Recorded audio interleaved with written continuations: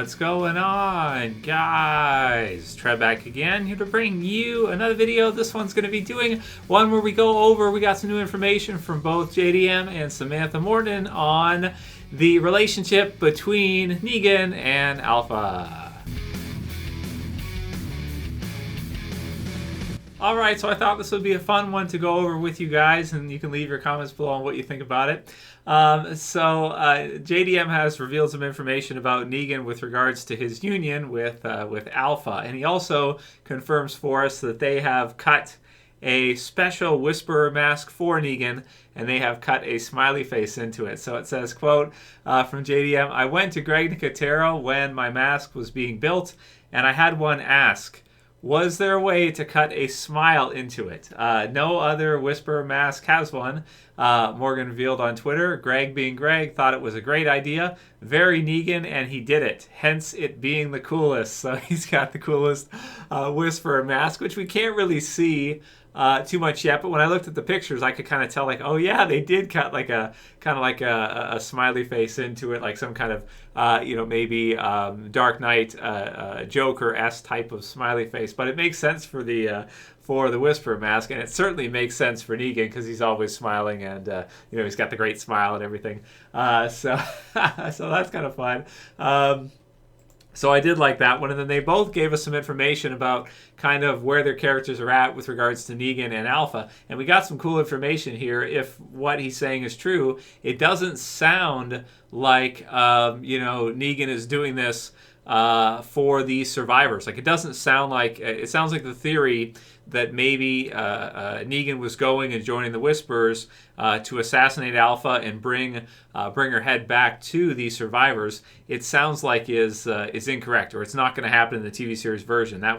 It's going to be different from the comics. So it says, quote, this year has been a lot about playing off of paranoia and what side are people on. And I think Negan and Alpha together are a formidable twosome, he said. It's bad news for our heroes, and what it means for the show is we're going to flip it on its ass. So that's kind of fun. I remember in the comics they did like a cover where they had like King and Queen, where you had Negan and Alpha, and I think he's like, doing some kind of like Charlie Adler's artwork. He's doing some kind of like, romantic, like, lean over type thing with her, something like that, King and Queen. So it sounds like in the television series version, the chances of Negan trying to assassinate Alpha, at least right now, are basically non-existent. It doesn't seem like he has any interest whatsoever in doing that. And as I said in yesterday's video, like, it makes sense, right? If he's with the survivors, they're throwing him into a cell, and they're having Gabriel deal with him every day, and they're not really doing anything for him. He gets out, he comes back of his own accord, and then they put him right back in again and everything. So aside from like Judith, everyone else, it seems like, kind of hates Negan, and they're all jerks to him. So it doesn't make sense that if he joined the Whisperers, at least he has his freedom, and then now he's getting to sleep with their leader, right? So he's getting the first ass he's probably had since his Savior days, which was like in the TV series version is like pretty close to a decade ago. I want to say, like, how many years was that during All Out War? How many years ago was that? Like 8 years ago in their timeline, something like that. So for him, I mean, it's a pretty good deal. It's not a bad deal for him, right? So plus, if everyone else in the Whisperers know that he's with Alpha, they're not going to mess with him. They're going to treat him with the utmost respect. But how will Beta react when he gets back? That should be some fun to actually see, because he's been friend zoned for a long time.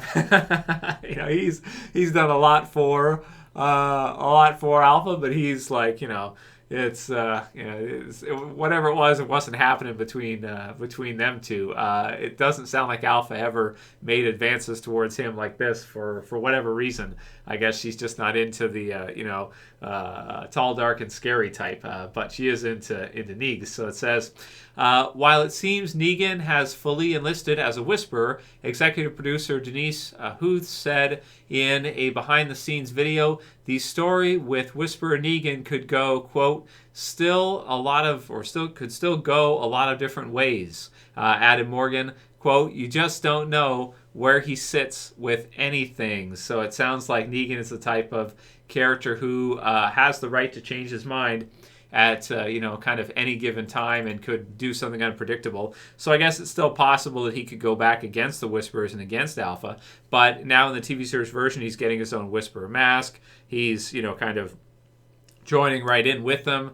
So it sounds like it's going to be different from the comics in a lot of ways. And he also said like they're a formidable twosome. So it sounds, at least the way the JDM is talking about it is that they're kind of like a couple now, I guess, or something. Well, it makes sense, right? When people they sleep together, they tend to acquire feelings for one another. Except for maybe if you're just having a casual get together, then or a one night type deal, then maybe that's okay. But that's kind of usually understood, right, as things are going through.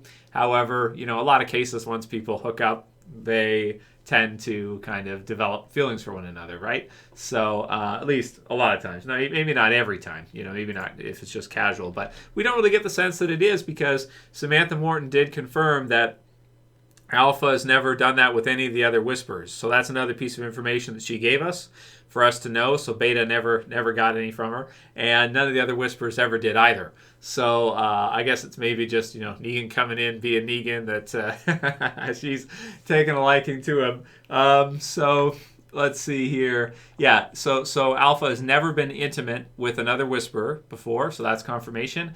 Negan is, quote, almost everything that her husband never was, that she wishes he was when the apocalypse happened, Morton said on Talking Dead when explaining why Alpha selected Negan for sex. He seems strong, confident, feisty. He's got a sting in his tail. He doesn't seem afraid of anything. He has balls, and he's not afraid to use them. And then it says, quote, I don't think she's there thinking, I'm going to have a relationship with this guy. She's still the leader of the Whisperers, Morton said, but there's something about him that's just different, and it's almost like he wakes up an old part of her that's been laying dormant for a while. It says, explaining the unexpected encounter to the Hollywood Reporter, showrunner Angela Kang said the episode screenwriter David Leslie Johnson Bigoldrick was asked to use the comics when scripting the show. Only development in Alpha and Negan's, quote, strange relationship. So, quote, he came back with this whole storyline where Negan thinks he's about to be killed, but it turns out to be this other thing that sits within Alpha's animalistic philosophy. Well, I guess that's true, right? So it's the way she sees exactly who Negan is.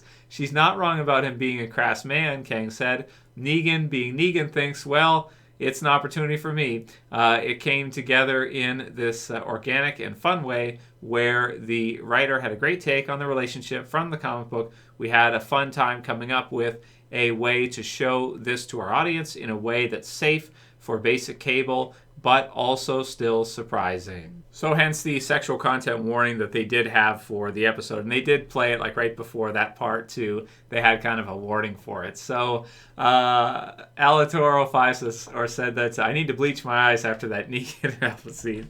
So I don't know. What do you guys think about this one? What do you think between Negan and Alpha? How will they go with this one? Will it be somehow the same as the comics? Based on what the cast is saying, it doesn't sound like it. Based on what the actors are saying, it sounds like they're actually going to do maybe something more with that, and that they will actually be a formidable twosome, and that Negan isn't, as Angela Kang here said, that he sees an opportunity, but is it an opportunity to have some fun, or is it an opportunity to take over the Whisperers or do something like this? Could we get like could Negan lead the Whisperers at some point? Could it be like a governor type of situation where in season 4 he comes back and kind of reclaims the old group or something like that? What do you guys think will happen with this whole thing? Or do you think that no, Negan is doing this with her now, but then given the right opportunity, he'll stab her in the back or he'll cross her and he'll end up killing her or something? But he won't get a better opportunity than he has right now if he wants to do that. Beta's gone. The rest of the Whisperers are far enough away where they couldn't stop him, and it's just the two of them. And there's a knife there, right, that she brought, her knife, or her weapons, but she doesn't have it handy right now. So he'll never get a better chance than now. So I'm thinking no, that he won't turn on her right now, and that he's at least going to be a Whisperer for a little while. How would that transition back after the Whisperers are defeated if they do lose to the survivors? How will Negan transition back from that afterwards?